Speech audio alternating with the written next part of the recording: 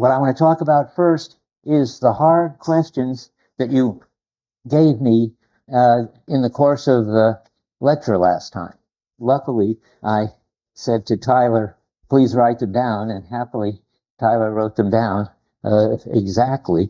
And so I was still stunned when I thought about them over the week, but now I think I understand what happened.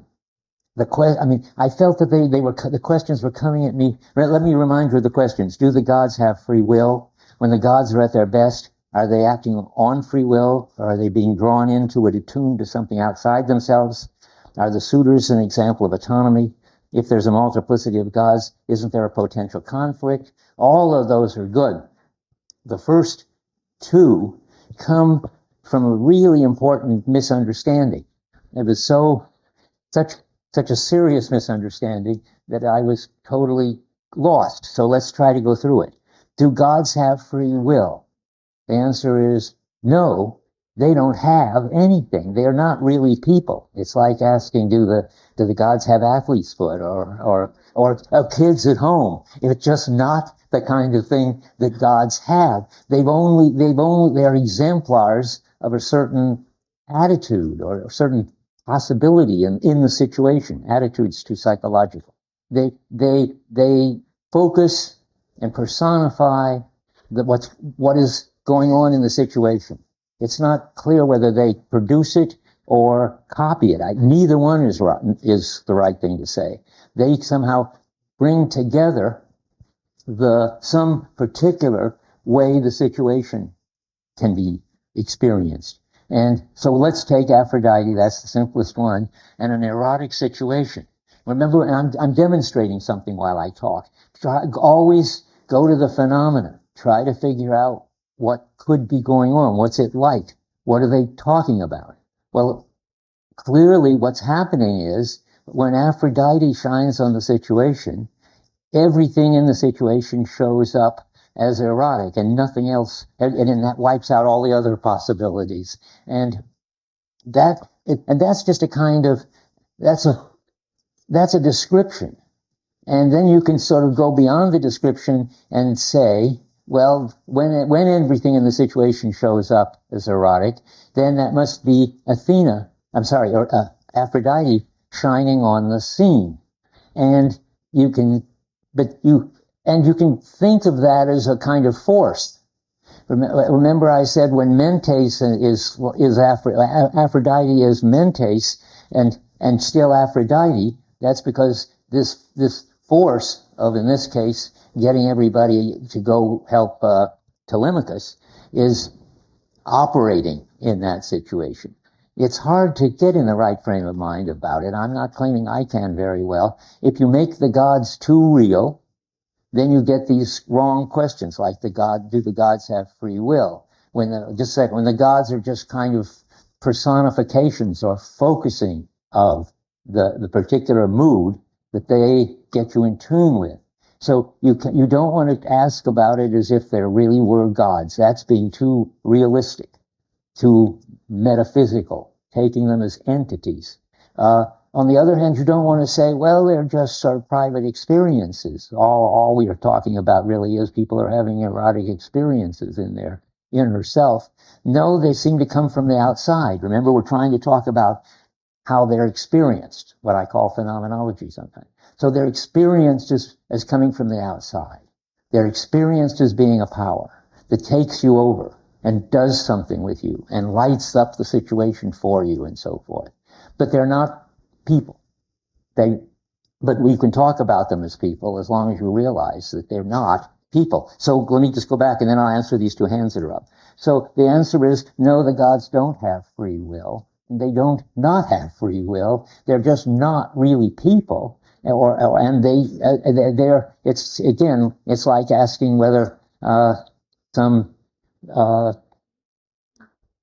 never mind. It's all the things that you can ask of people, you can't ask of them. They are different. They are forces. And you can think about them as people to get a better grip on them, but you mustn't let that carry you away. Okay, now hands, maybe that will help. Yes. Does it say that again? Yeah, could conflict in a situation. Yes. and no, both. I mean, anyway, let me jump to this. That you're asking really the fourth question. If there are multiple gods, isn't there a potential conflict in any situation? Which one you should be attuned to? Which one? And that's not making this mistake of thinking of the gods as people. If you think of the gods as forces, you still have this question. So there must be what if there's a force pushing you toward being a good wife and mother? Take where Helen's problem. She just had this baby, and she's got this wonderful husband, and now she's got the handsomest man in the world wants to run off with the most beautiful woman in the world. What is she going to do about that? And the answer is, certainly you don't choose which one to be attuned to. That's much too modern. That's got this notion that we have, that's putting in what everybody agrees Homer lacks. Both Dodd and Snell, these smug moderns, just think everybody's free to choose and responsible for their choices, and Homer just hasn't got it.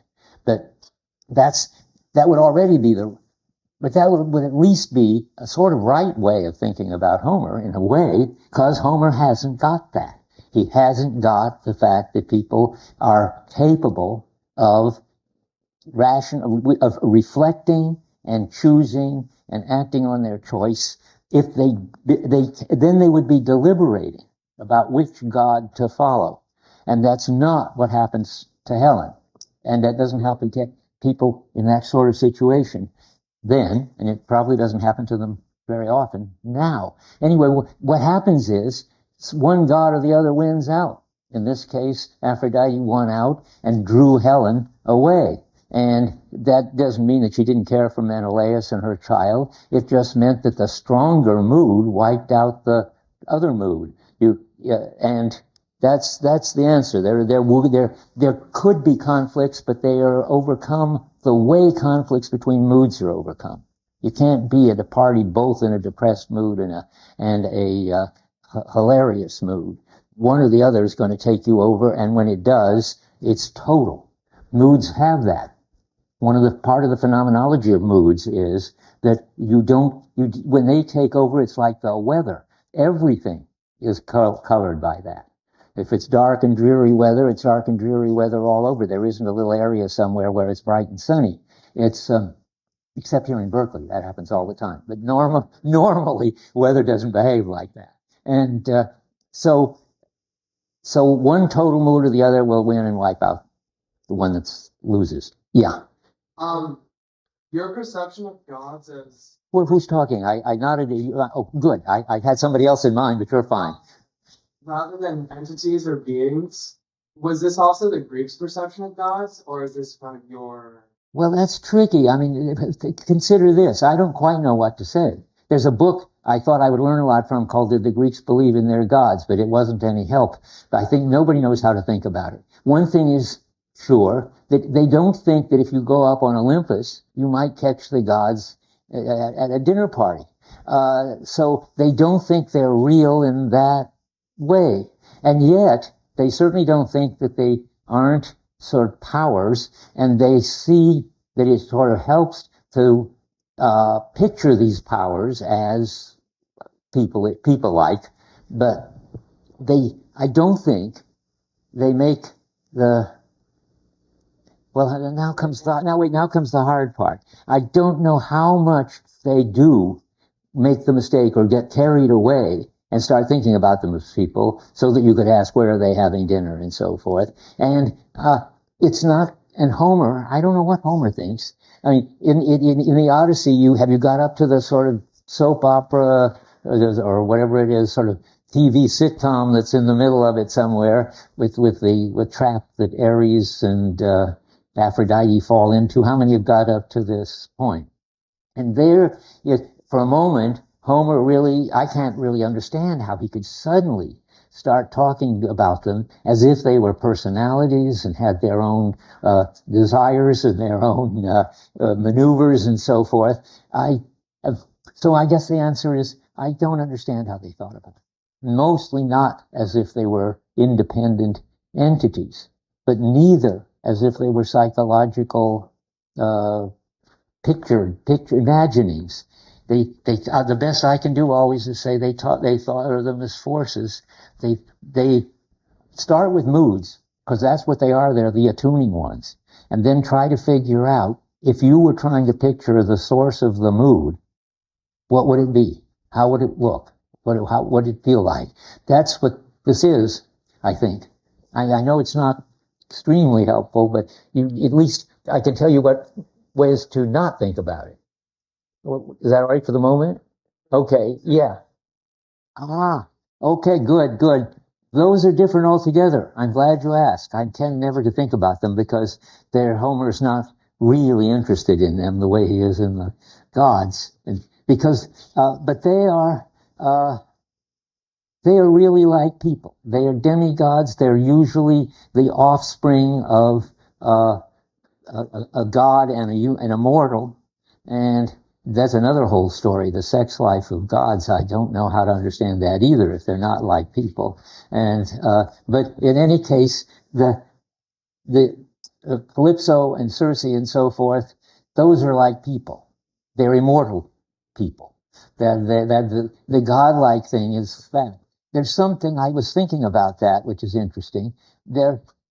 What makes them demi and not really like people is that they sort of only have one mood.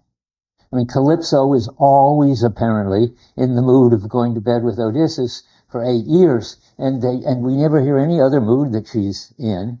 Or is it Circe? Whose island is she on for 8 years?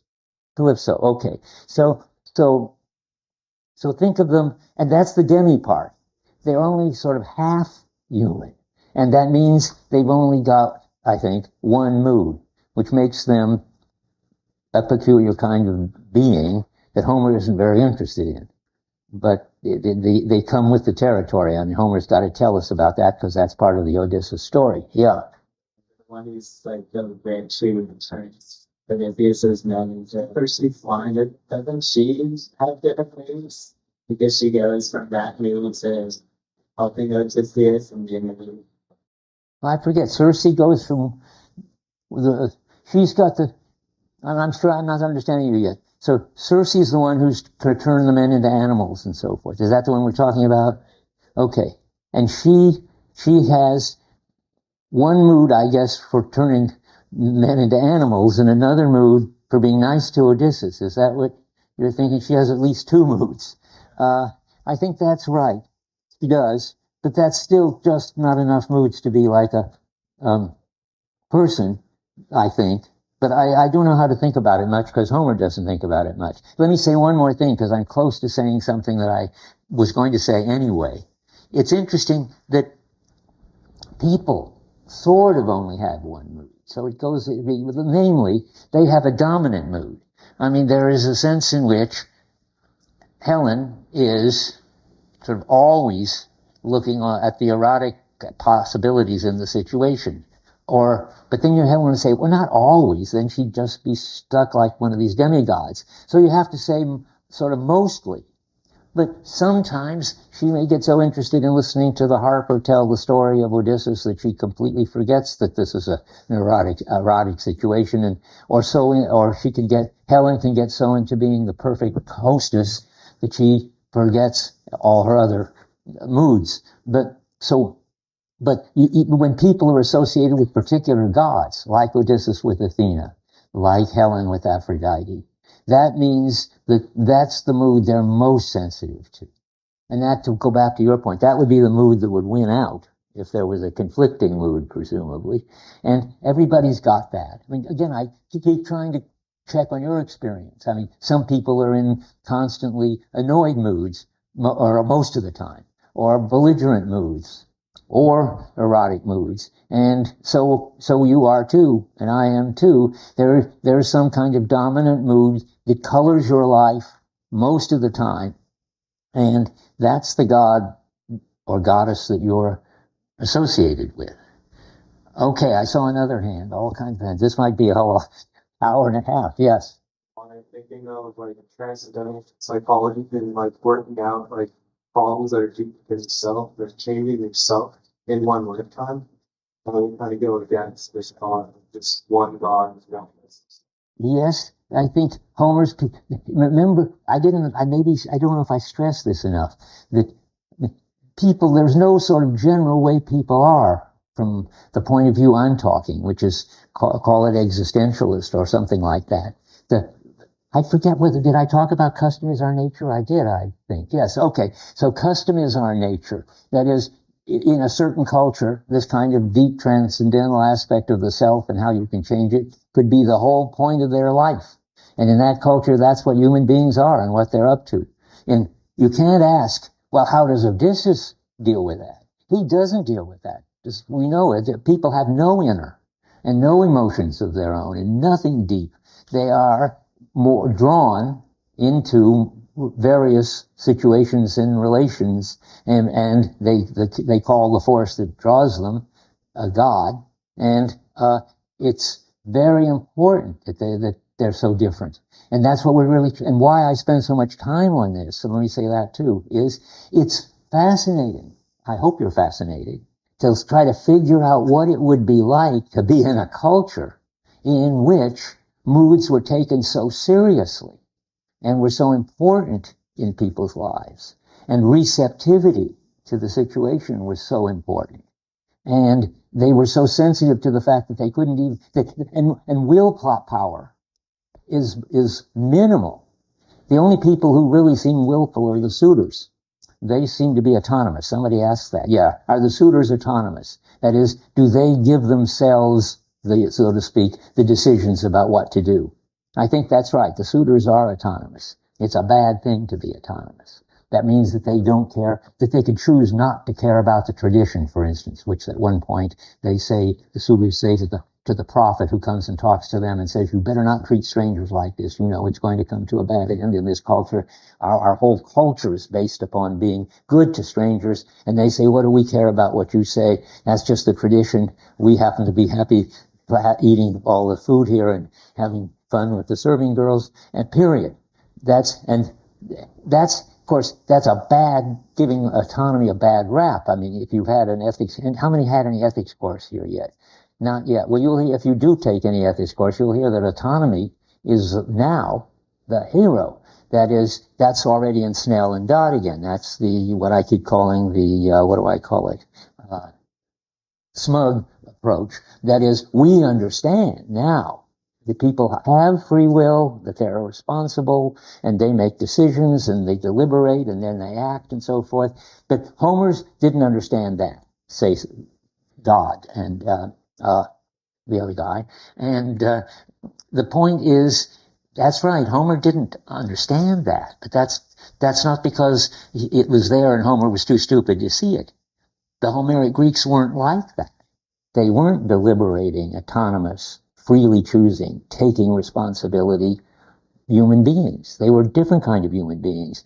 And what's supposed to be interesting, and I hope it is, about the course is we're going to look at various ways that human beings have been sort of constituted by their culture, and see what a world that would be.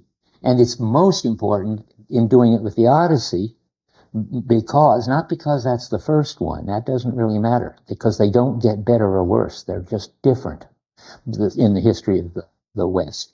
But what's important is Homer is the happiest. They're the people who are really living intense, meaningful, full of lives, full of wonder and gratitude.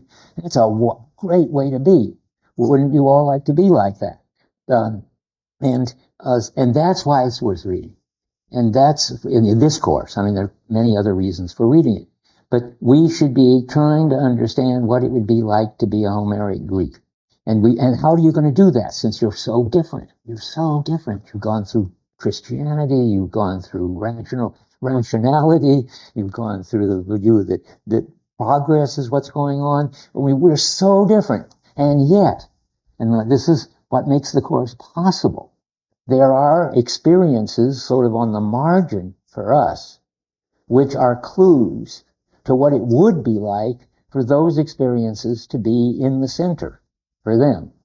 And what are those experiences? I hope you know the answer to that now. Where do we find this there's something that we can relate to in a way that we'll understand dimly, of course, but just begin to understand what this other way of life would be. What is this marginal something we've got? Well, we've just been doing it. Moods. We've got moods. We think they're trivial and inner and fleeting and unimportant and should be mastered and all that. But we've got them. We know that they're like the weather, that they take over everything. We know that it's not, we aren't able to choose to get into a particular mood, and we're not able to choose to get out of the mood.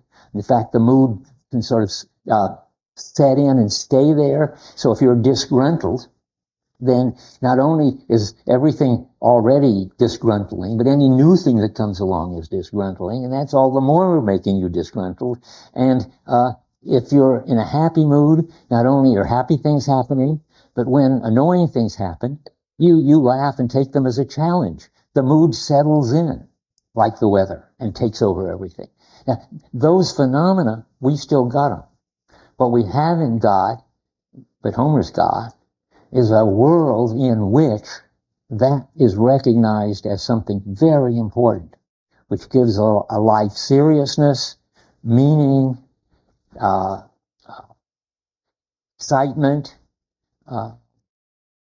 wonder, all of that you get if you build your society around moods.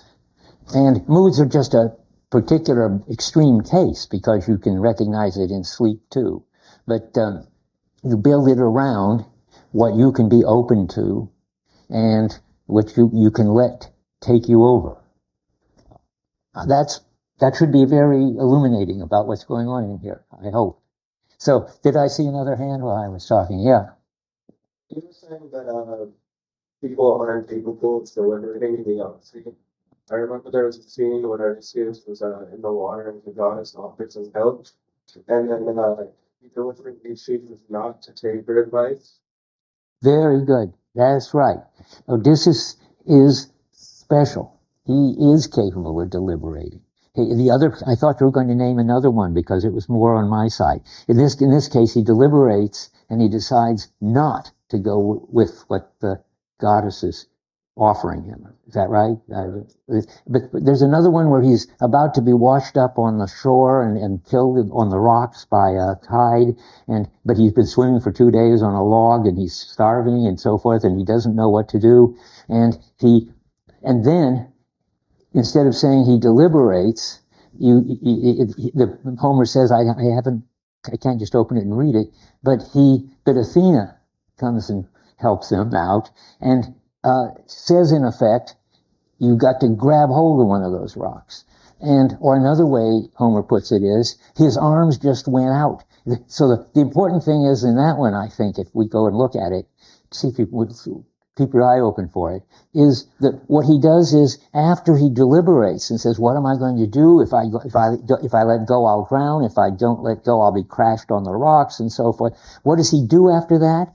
Well, nothing really. He doesn't do anything. After that deliberating, the rocks, so to speak, reach out and grab his hands. It's described that way. I mean, the deliberating sort of gets him into the right receptiveness, and then some skill he has, which is not an intellectual sort of thing, gets his hands to go in the right place. And he grabs the rocks, he holds on, groaning, and the skin is being torn off his hands, as Homer says, but by that he saves his life. Yeah. Well, first him, and then you. Yeah, go ahead. Confuses me is that it seems to be clear to the reader that it's the gods' action, but the other characters in the book, not so clear. Good. Some of them say a god moved them or their heart. And I was wondering if it's coming from the difference between a god and a move and a heart. I think it's when they say a god or the heart. I like those places because I think they mean it doesn't matter which you say. What matters is what mood they're in. And sometimes you can describe it as Aphrodite took over and shone on the scene. Sometimes you can say their heart did it. Sometimes I'd be worried about heart because it's so inner. And every time I come across heart, I look it up. And I'm glad I didn't assign Latimer. Latimer's just full of heart stuff, which when I go back and look at Fitzgerald aren't there, because that's getting inner. But if Homer says it, it's really what he's saying is, I don't know what they're moved by, but they're open to something and get moved by it. And then Homer would say, what I'm interested in is this power that moves them and how it does it. And now comes this crucial thing. I'm trying to put everything on the table at once. How does it do it? Well, not by being in here, the heart, but by making the world show up a certain way. That's what the gods do. That's what the moods do. That's why the gods and the moods are doing the same thing. What's happening when Helen decides to run off is that everything looks erotic, and poor old Menelaus and the kid, they're just in the dark shadows,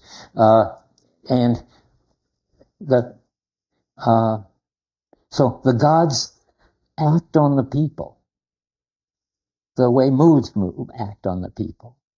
And the way moods act on people is by making the whole world look a certain way so that the people are drawn to do whatever. So Aphrodite makes Paris and Troy look so attractive that she doesn't have to decide anything finally. She just goes. Is that any help? What would be the effect then for a Greek reader to see this sort of? Well, when he says it, whenever he says so and so or so and so, you can almost be sure that he's just giving you alternative ways of describing this ultimate phenomenon. Just as he says sometimes Mentes was leading Telemachus to grow up, and sometimes he says Athena was helping Telemachus grow up, and I said that's the kind of a Mentes / Athena function that is happening there. It's the outgrowing one world and into another mood that's happening there. And it's very hard to find out how to describe it when it's, and Homer's trying to help by giving you several different words for what he's trying to get you to think about. Yeah. Really in the way that the gods affect things like. Yes, there is. Okay. Yeah, that's, very important. When I say the gods, that's much too general. Where's my God chart? You have the God chart. Maybe I don't have my God, and I don't have a God chart. I do. I want to make sure that how it looks. But what I'm guessing, yeah, look at that.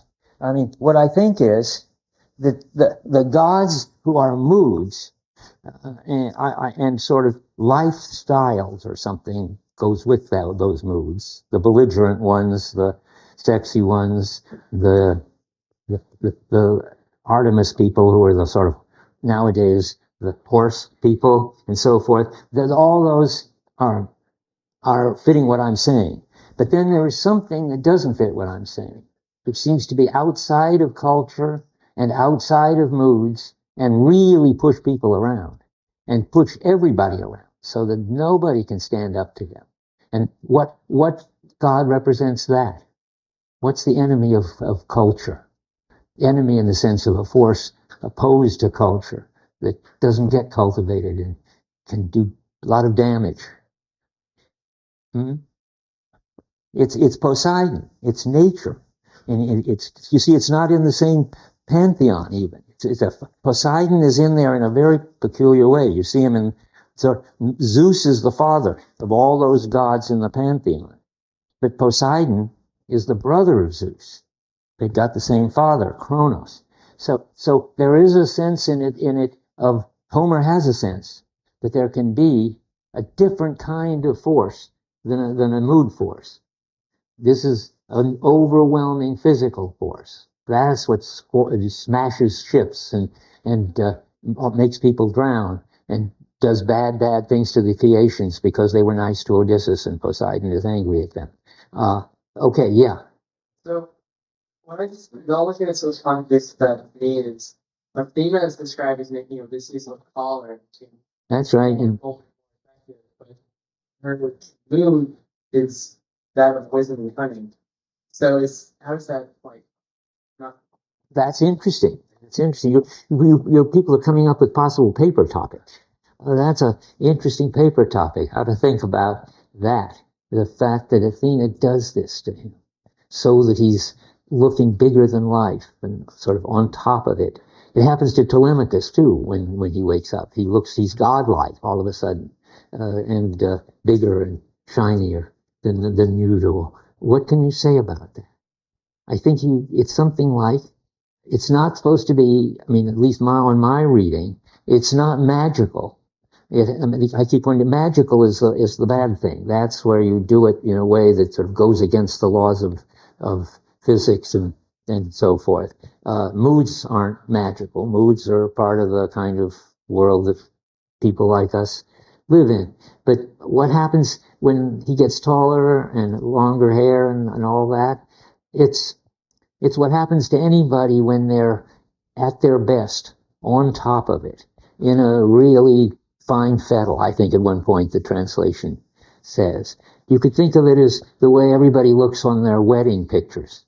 They're bigger and more beautiful than they are normally most of the time because they're so happy, because the moment is so important. And that's the kind of thing, that I don't know how to put that with moods, but that's the kind of strange change of what? Of world? Not quite. That's moods. I leave it as a paper topic. I mean, what's the phenomenon that Homer captures by saying that they're taller and shine, and everybody is sort of overwhelmed at how handsome Odysseus becomes? How does that happen? I don't know. Yeah. Making what better? Into a beggar. Oh, yes. I was thinking of that as I was talking. Yes, what I would read there is he's a master of disguises, somebody says. I mean, he's just an actor. He's able to look all bent over and beat up. He even beats himself up in order to look particularly beat up. And and he does it really. But again, they don't feel that it's something you can do by your own willpower. You can't just be an actor and by your own willpower look taller or lesser, handsomer or old and ugly. It's something that you have to be really talented at doing. That's part of it. But that sounds too much as if you do it by willpower. It's got to be something that I don't know how to put it. You're skillful. When you really are a master at something, let me say this. I think Homer has this feeling. When you're really master at something, you don't feel that you choose to do it. Remember all that talk about Knobloch that I had, where when he started choosing to throw from second to first base, he couldn't do it anymore.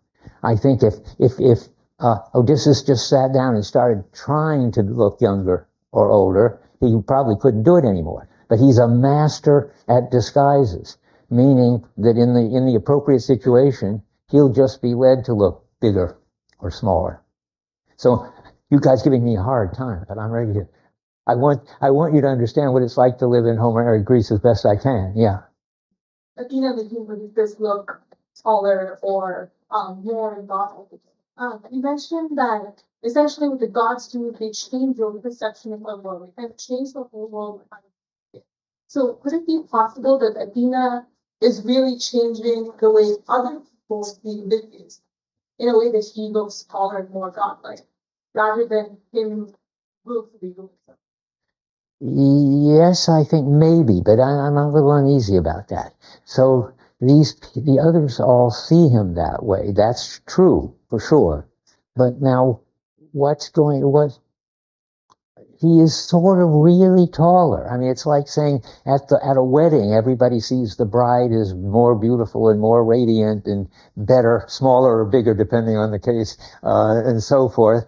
And you want to say, yes, everybody sees her that way, but it's partly because she is that way. And why is she that way? Because it's a very happy occasion. And somehow everybody is seeing it as a happy occasion. And therefore, she shines that way.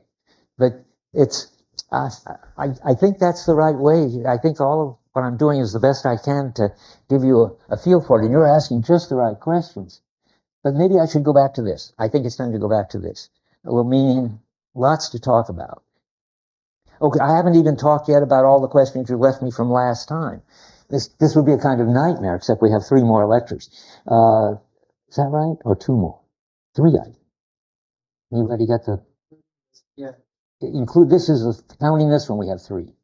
Okay, we can make it. So let's go on here. We've talked about, do the gods have free will? No. When the gods are at their best, and are they acting on free will or being drawn to or attuned to something outside themselves? What's the answer to that?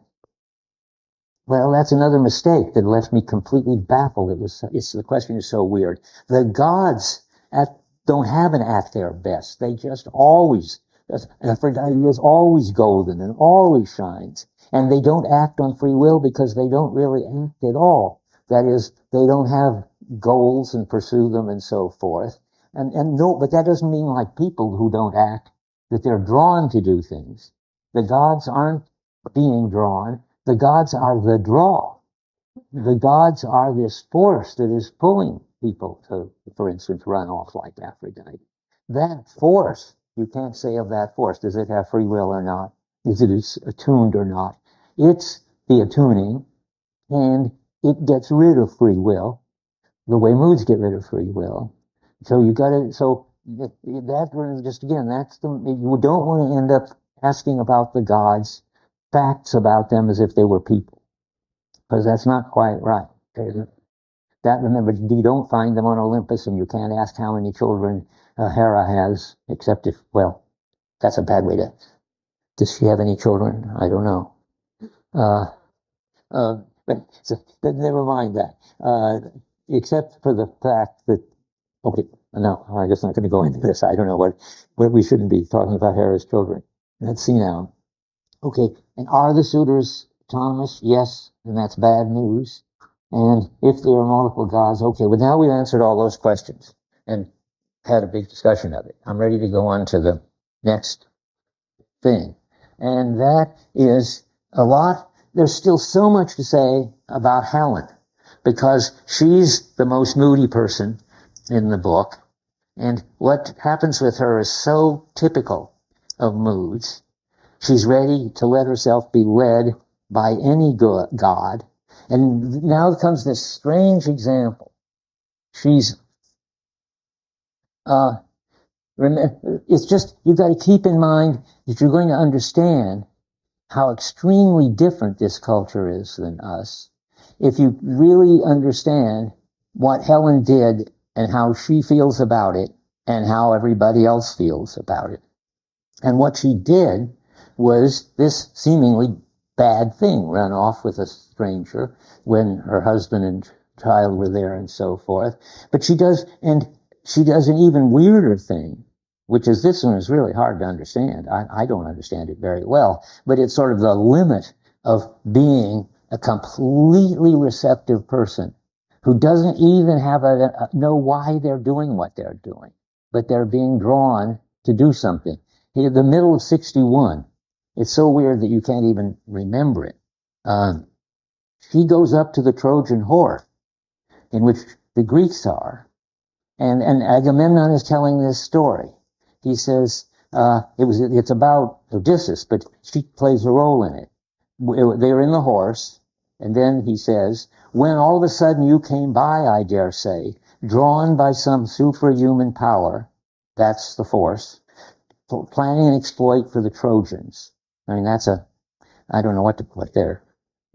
See, that's a moment in which it looks like this force is making up plans and stuff. I'd have to go look at the Greek, if I could read it. Where's my Greek reader? Will you? Where is?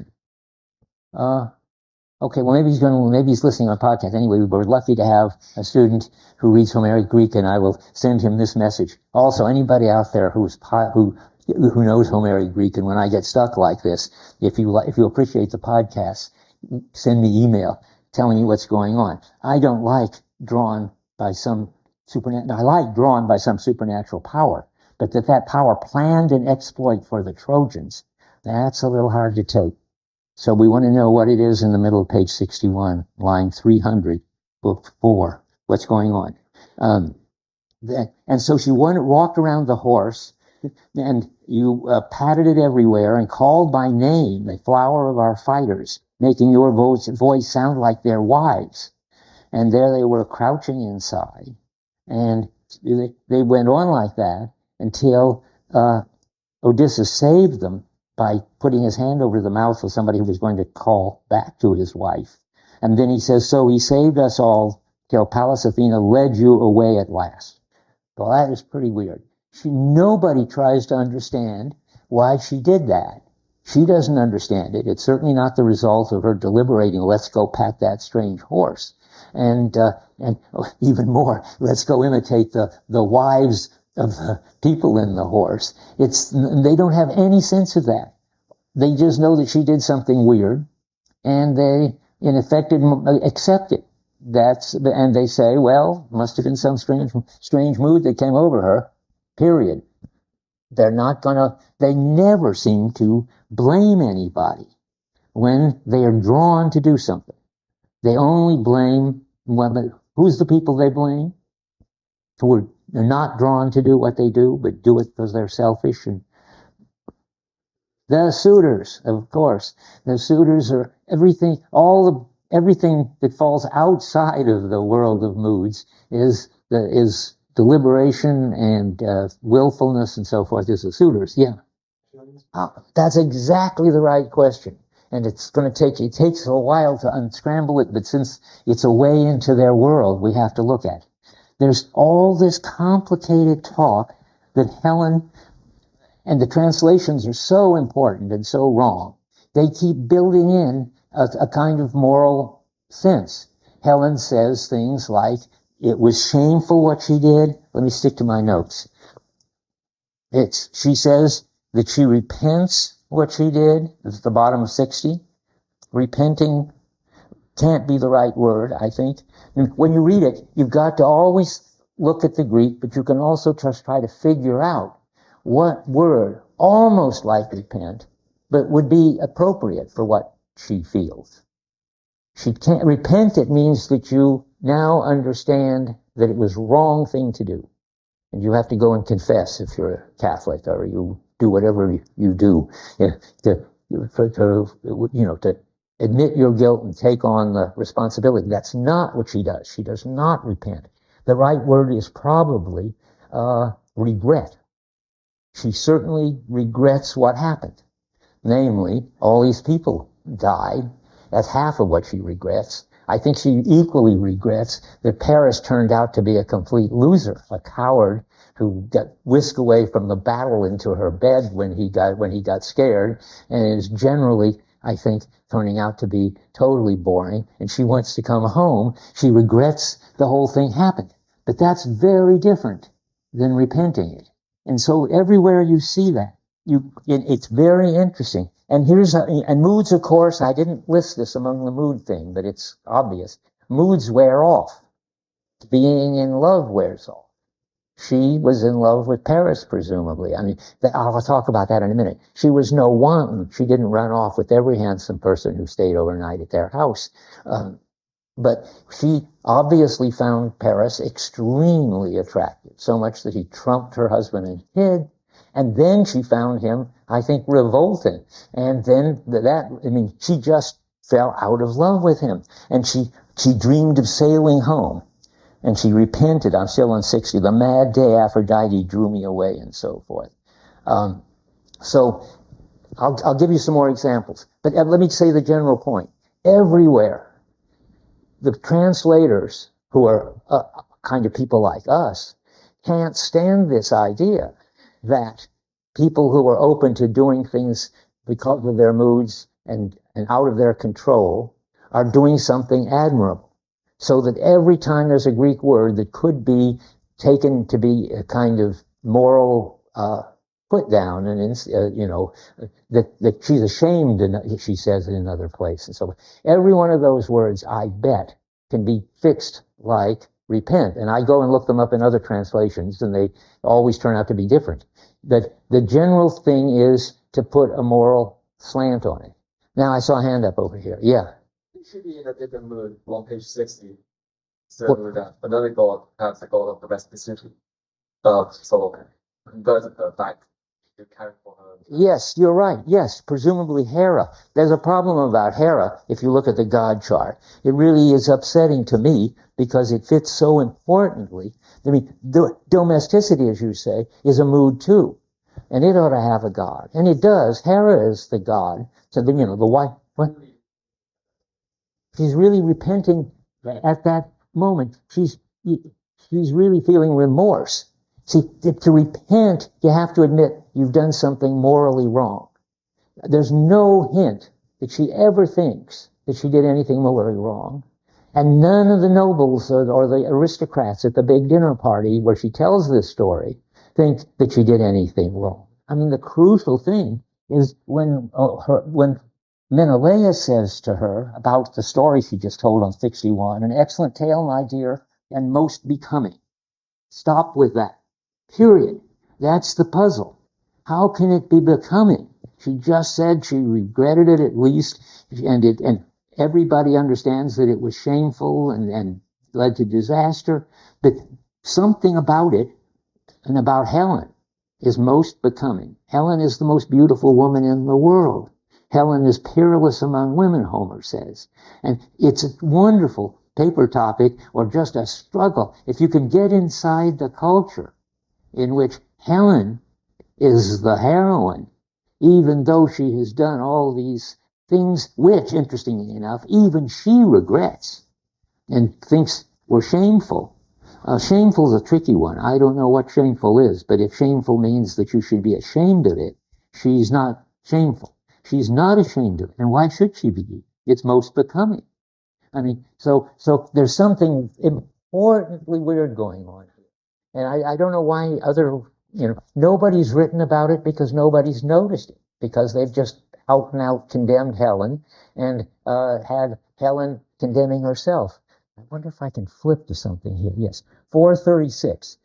When I last taught this, I was making this speech right now, saying Homer at least admires Helen. Homer never criticizes Helen.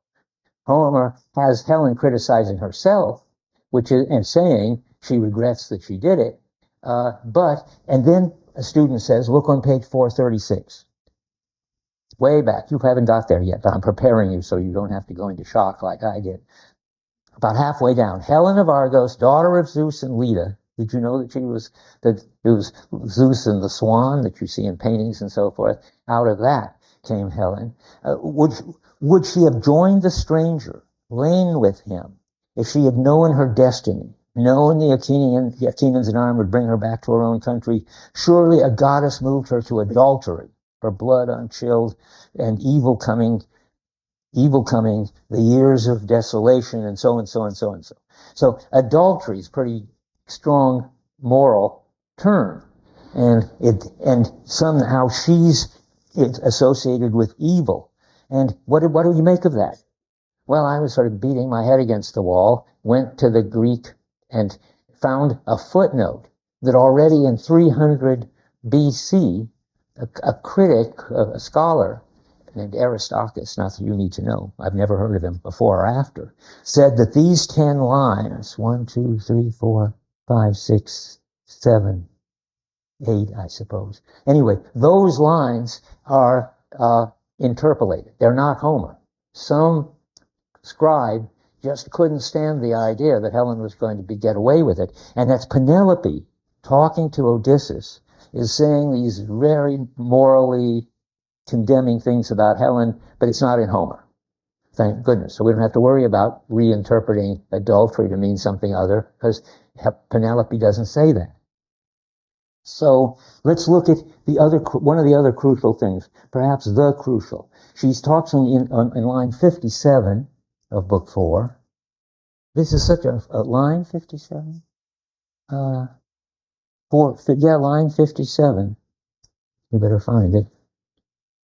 Am I in book 4? Yep. Okay. Book 4, line 57. That's Fagles. Never mind. What do I want? I want the wanton that I was. Where is that? Uh, I need that, and I thought I knew that. Just a second. Help me find, if anybody finds the phrase where she calls herself a want, that's very important to find out what a wanton is and why she really isn't. But I don't see it here. Oh, I see. Well, try book 4, line 57. I bet it's there somewhere. I've just not written it down right. Yeah, well, it's not. It is page 57, not line 57. And now I see. And she's talking. She's talking about the guest. She's being a good hostess and getting the guest to introduce herself and so forth. And there's Telemachus, the child he left at home. And the year the Achaean host made war on Troy. You see where we are, 2/3 of the way down on page 57. Daring all for the wanton that I was. And Fagels, who's always trying to put this in clear modern terms, says shameless whore. That better not be right. If she's not supposed to be saying that about herself. She does, people have other translations say shameless, but I wonder about that. Whatever it is, I want to say that she's not a wanton. And what does that mean? Well, it's a funny word. You have to look it up to understand that a wanton is a promiscuous person. I think only a woman can be wanton. Is that right? And in the way the language is set up, not a fact. I'm just trying to find out what it means. Children, are they? Really? Well, it means lack of control of what you're doing and running after every attraction. It sort of means promiscuous in this context for a grown woman, I think. And she's calling herself a wanton. Well, I think it's very important to know that it's in the context of talking about daring all for the wanton that I was. I'm not sure. Again, we need to know the Greek. That could mean that the Trojans were daring all for her, who is the one. It could mean that she's ready to dare everything. But if you don't find it there, you'll find it elsewhere, what I'm about to say. What makes her not promiscuous, not just giving in to her superficial desires, is that she's, one, ready to take the consequences. She marries Paris. She was really seriously involved with him, in love with him. That's not like wantons who go from every time an attractive stranger she doesn't. Menelaus does not congratulate her on leaving with every one of the people who come, the guests that come to the house. And what's important is that she takes seriously these callings, the calling to run off, the calling to get into these erotic situations. She takes them seriously. 2, equally important, is she's willing to take the risk involved. And the risk isn't just that, Troy will be destroyed and she'll be dragged home. The risk is that she'll fall out of love with Paris and find herself a foreigner in a city with the people all hating her for having brought this war on. All of that. I don't know how much of that she could possibly envisage, but whatever it was, when it happened, it didn't surprise her. She took on this Aphrodite power in a way in which she's ready to take it seriously. She's ready to follow where it leads. She's ready to accept all the risks and bad things that might happen. And that's very different. That's what makes her interesting and important. It isn't our way of behaving. It isn't. We wouldn't say, well, if you're willing to accept all the risks, then you can just run off with when somebody comes along who's more attractive to you than your husband or wife. But it is serious and important that she takes on responsibility, not in the kind of responsibility that she freely chose it, but in the responsibility that goes in being drawn to do it. And so maybe responsibility isn't even the best word. I think that's just confusing. And she takes on whatever follows from being the kind of person who is drawn by that kind of mood. And now the interesting thing is nobody ever blames her. And it's only the translators who blame her by the way she, nobody at the dinner party or Homer ever blames her. Homer says she's peerless among women, a shining woman and all that.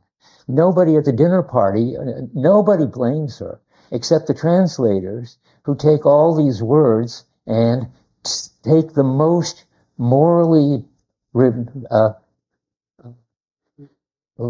putting them morally condemning meaning of them and puts that in her mouth, makes her say that about herself. And I don't think we have to be careful about what's going on there. Oh, good. Have a.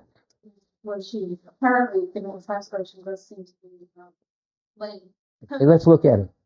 Yes, I looked at them all over and over, so let's look at it. My margins are full of other translations. Where is it? 199. Okay, I hope I've seen this one, or maybe I don't hope it, because that'd be a new challenge.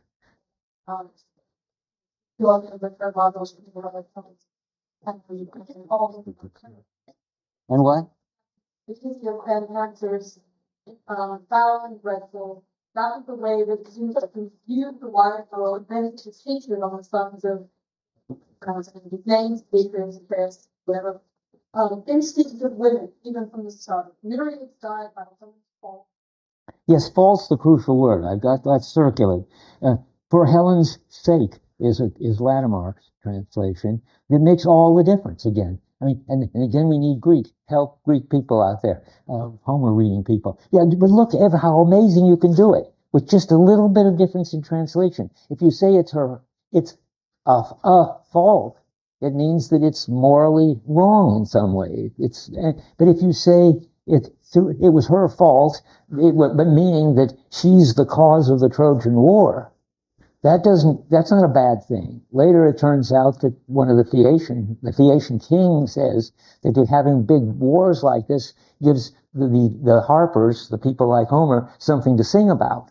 So all these people who died in the Trojan War, that was certainly worth it. From the Homer perspective, people have been singing about it ever since, and the people who died would be proud, and so forth. So it's done for the sake of, or done by Helen. So we don't know till we look. Yeah. Ooh, let's go in and look at that. Yeah, that's right. Died by Helen's fault, and Clytemnestra plotted against you half the world away. And he at once said, okay, I have to get back to context. Who's talking next? Who's here? He paused. Agamemnon, okay. So let's skim down. I want to know because there's some more about Penelope and so forth. She's too wise. Some things are... Odysseus, of the death of your wife's friend, she is too wise. This is Penelope, too clear-eyed, sees alternatives too well. Penelope, Icarus's daughter, the young bride whom we left behind.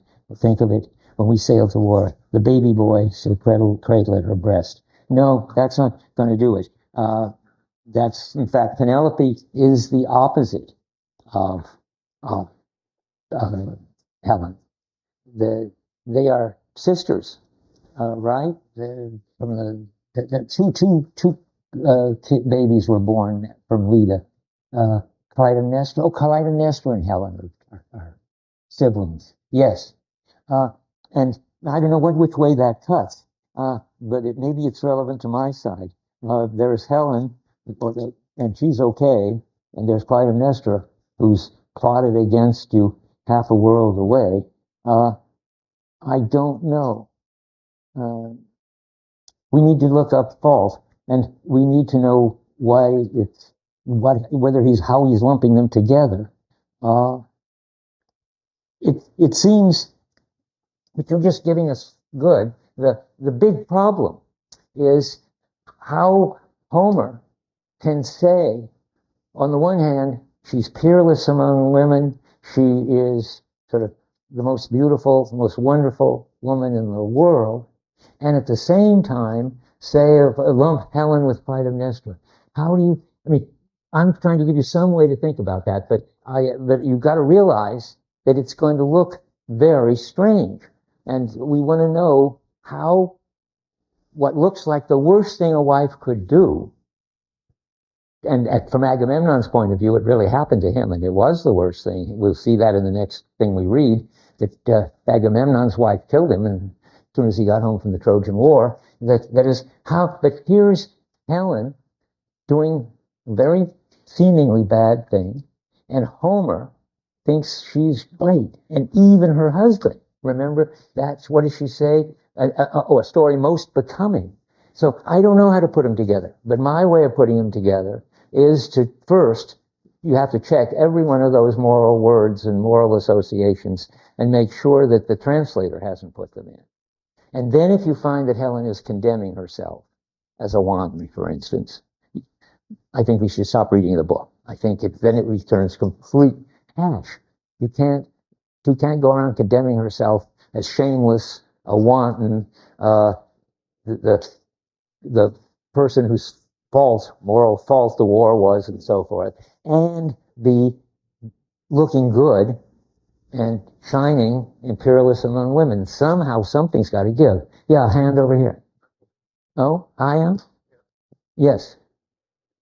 Okay. That's right. One population that admire her because she's the sort of person who has maintained responsibility. Full responsible admirers take responsibility. She might get into that.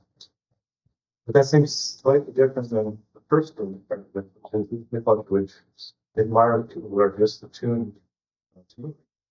Yes, that's right. So I don't think she's admired because she takes responsibility for the action. I did talk that way, but now I have to see why I don't. And let me think about it. She certainly regrets it and condemns the results of it and so forth.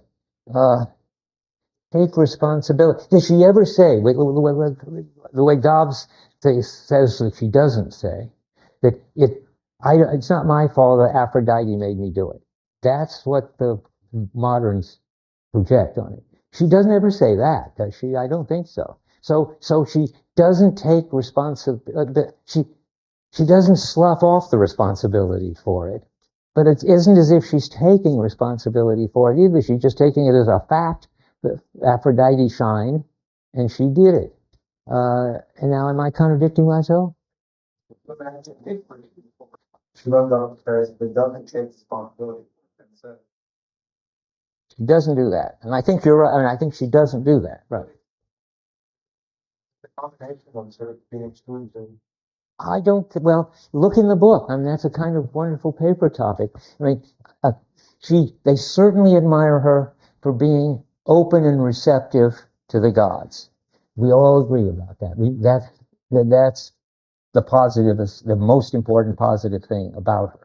Whether they also admire her for taking responsibility for what she did, I don't know. I mean, she goes around constantly sort of regretting what she did, and she certainly doesn't deny responsibility for what she did and say Aphrodite made me do it.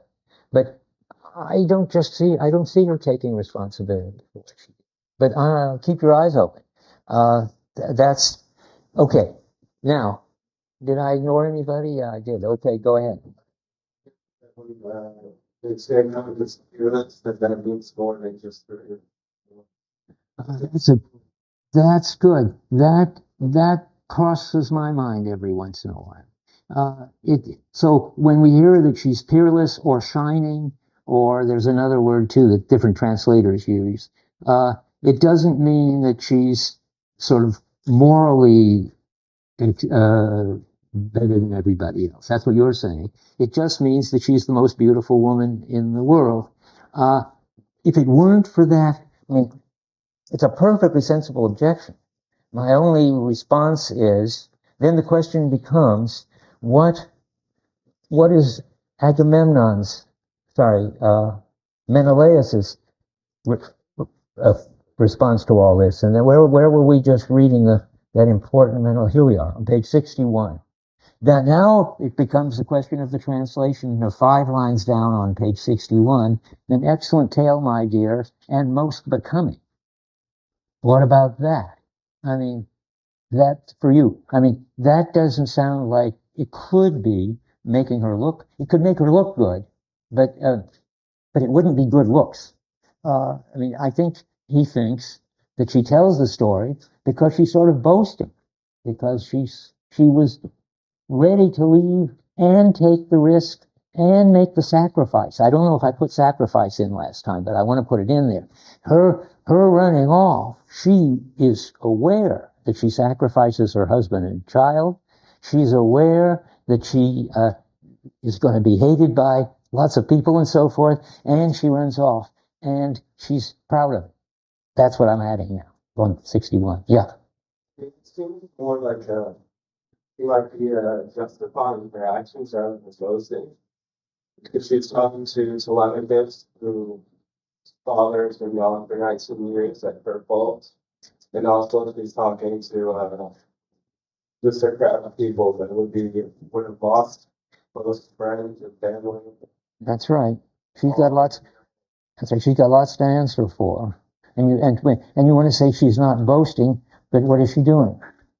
And why doesn't she say that Aphrodite called her to do it?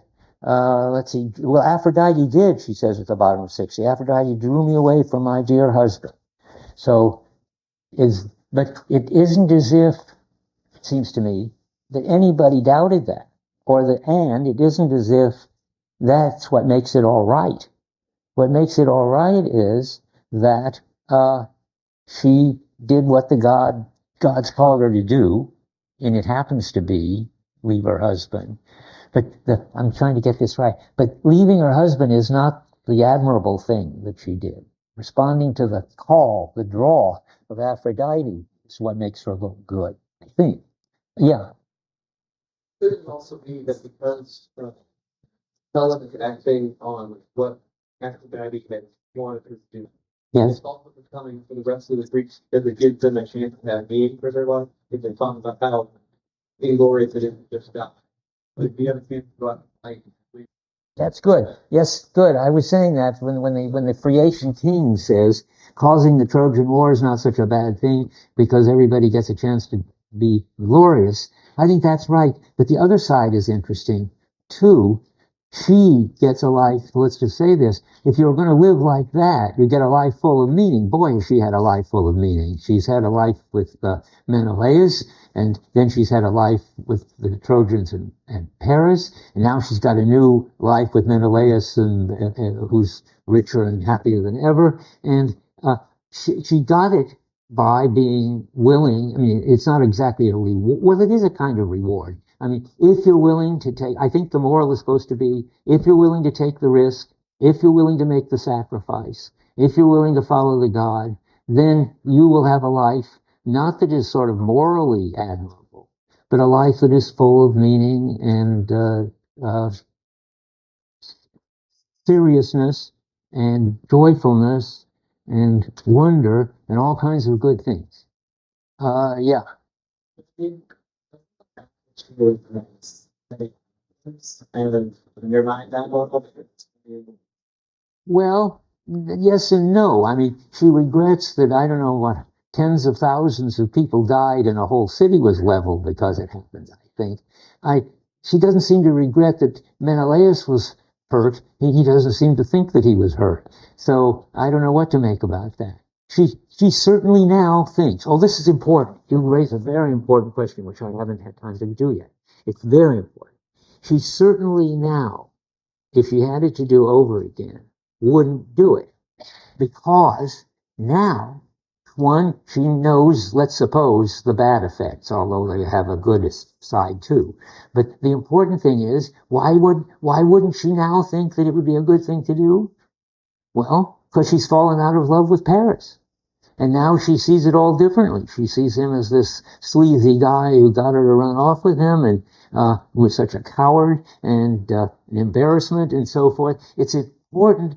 What's the generalization now? I don't care about the details so much of getting her motives right. But what the generalization is when you fall out of a mood like the mood that she's in, then everything looks different and you're in a different mood. And what looked like a terrifically exciting opportunity when she did it and took the risk and made the sacrifice and all that, now looks like a mistake. Who would want to do that? And but moods are like that. That's part of the riskiness of moods. You can't turn them on and you can't turn them off, but if they get changed, then your whole world gets changed. And one of the ways it could get changed is you could regret everything that you just did. And that leads to a pretty exciting life. I mean, even what happens to Helen is pretty exciting. So the fact that you can fall out of love doesn't mean you can't fall in love with somebody else. In fact, your husband. Yeah. So that's kind of how the Greeks based on that. That it's sort of she's able to draw this experience now that she did run away with Paris, and now she can look back and say that's not the best idea. So is that sort of the... That's interesting. I don't know. You've got to be careful and make it not too much a question of deliberation and thinking about it. But let me rephrase it. If I were to put it in Homer terms, I'd say, yes, she learned a lot. Not that she thought about and decided she wouldn't run off with that kind of person again. But what she thought, and she didn't think anything. But because of this thing, that kind of person will never look attractive to her again. That's right. She's learned something. What? Wisdom and not knowledge. Well put, yes. She's learned something, and notice the something she's learned shows up in her world, not in her mind. People like Paris don't look attractive anymore. She's fallen for that kind of guy, but and it's not something she's figured out. It's just, it happens to people. They learn from experience. Exactly. People learn from experience. And even in Homer, people learn from experience. It's a pretty weirdly different world, but it's not that different. See, you can make a list of the really important things that we share with Homer. We just don't notice it. We take them for granted.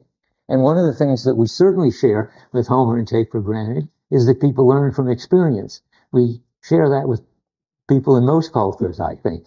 Maybe not all. Maybe there are cultures where the tradition trumps the experience. So no matter what thing happens, they don't learn things that contradict the really important things. But in Homer, I think people definitely learn from experience, like us. How are we doing? Oh, well, we're covering lots of interesting things. Let's see if I can finish this one, though. So we've been doing the importance of moods for a life that's meaningful, serious, and risky, and she's got it. Okay, let me just start with raising a question, because it's beginning to look like maybe Homer's sort of got only one kind of model terrific person, namely Helen. If you let me have the notion that she is proud of what she did, even though she regrets what she did. It's funny, you see, that maybe I should just go on talking about this for a second. I mean, you can regret what you did, but at the same time, be proud of what you did. Namely, what you're proud of is you went with the feeling. You let the God draw you. And what you regret is the big mess that followed. But that's when you finish, not incomprehensible. So, but let me say now something, set up the next one I'm going to talk about. The next thing I want to talk about is something that Homer does and thinks, again, it's something we can sort of understand, but it's alien to our way of life. And that is, Homer doesn't judge ways of life. It doesn't judge people as better and worse kinds of people. He doesn't have a kind of hierarchy of niceness or valuableness. He's equally happy with Penelope. He admires Penelope and he admires Helen. And there are two very different types. I mean, she remained faithful for 19 years with all those suitors running around, and Helen ran off after presumably one night of Paris hanging around. That's pretty different ways of life. There's another one, another very important way of life that Homer equally admires. And what is that? And it's the opposite sort of Helen, who is the character who is never carried away by the gods, but always cool and reflective. Odysseus, of course. Yes. There he is, Odysseus, I'll give you this sort of advice. As you read about Odysseus, what modern movie figure does he represent?